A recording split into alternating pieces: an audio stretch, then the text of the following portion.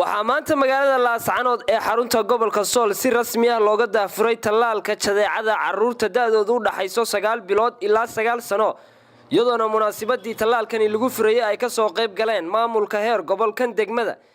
iyo qaar ka mid ah mas'uuliyiinta caafimaadka gobolka Sool waxaana ugu horeyntii halkaasi tallaalkan iyo muddada uu soconaya ka warbixiyay mas'uuliyiinta caafimaadka gobolka Sool oo ugu horeeyay isduwaha wasaaradda caafimaadka ee gobolka Sool la dagaalanka cudurka jadeecada wax la moodaa inuu ka duwan yahay kuwii hore inuu ka duwan yahay muddo dheer maadaama shaqadii bilaabantay saaka ay ka bilaabantay degmada Laascaanood daafurkii degmada Laascaanood tirada inta leeg mobile teamska shaqada bilaabay shaqaalaha shaqada bilaabay iyo gaadiidka inta leeg saaka ka howlgalay waxay shaqada ku bilaabeen waji jawi nabadgelyo ah waxaan dadweynaha ka codsanaynaa waad garanaysaan sanadkan iyo sanadkii ku xigay labadii sano ugu dambeeyay dhibaatooyinka ay jadeecadu ku sameeynayay caruurta ku nool deegaamada oo dhan marka inay waalidiintu ka faa'iideystaan oo ilmuhu haday jadeecadu ku dhacday iyo hadaan ku dhicin waa la tallaalaya fariinteedu waxa weeye haday jadeecadu shalay ku dhacday iyo haday maanta ku dhacday ilmihi waa la tallaalaya hadduu shalay tallaalka MCH ka soo qaatay ama meel kale ka qaatay waa la tallaalaya xoojin buu noqonaya dhammaan caruurta da'doodu tahay 9 bilood ilaa iyo 9 sanadood qof la dhaafaya ma jiro maanta waxa bilaamaya oo ka bilaamay magaalada Laascaanood tallaalkii jadeecada ahaa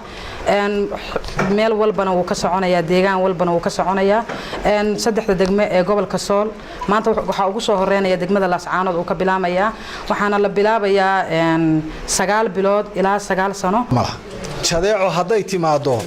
waxa weeyaan wax lagu daweeyaa ma jiraan laakiin waxa ay leedahay intayn imaan in qofka jirkiisa la sii tallaalo oo uu xanuunkii uu iska celiyo sidaas daraadeed waxaan jecelahay dadka reer Sool inaan u jeediyo fariin aad u muhiim ah fariintaas waa maxay fariintaas waxa weeyaan waxa la idinka codsanayaa ilmaha da'da 9 bilood ilaa 9 sano u dhaxeeya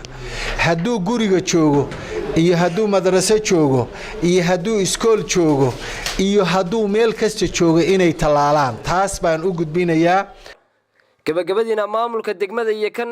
gobolka ayaa u mahad celiyay dadweynaha ugu baaqaya in ay garab galaan teamkan la shaqeeyaan ubadka in tallaalo haddaan nahay maamulka gobolka waxaanu garab taaganahay oo saaka halkan marqaati ka nahay oo aanu dadka hortiisa Ilaahay u sheeganaa in gobolka tiimamkii shalayta awska ah ay baxeen saakan ay ku sugan yihiin goobihii loogu tala galay tiimamka ka qayb qaadanayaan ay yihiin 130 tiim 132 saakana ay magaalada gudaheeda Laascaanood shaqeynayaan goobahana la tagi doono Samiir Saciid bila bulsha TV Laascaanood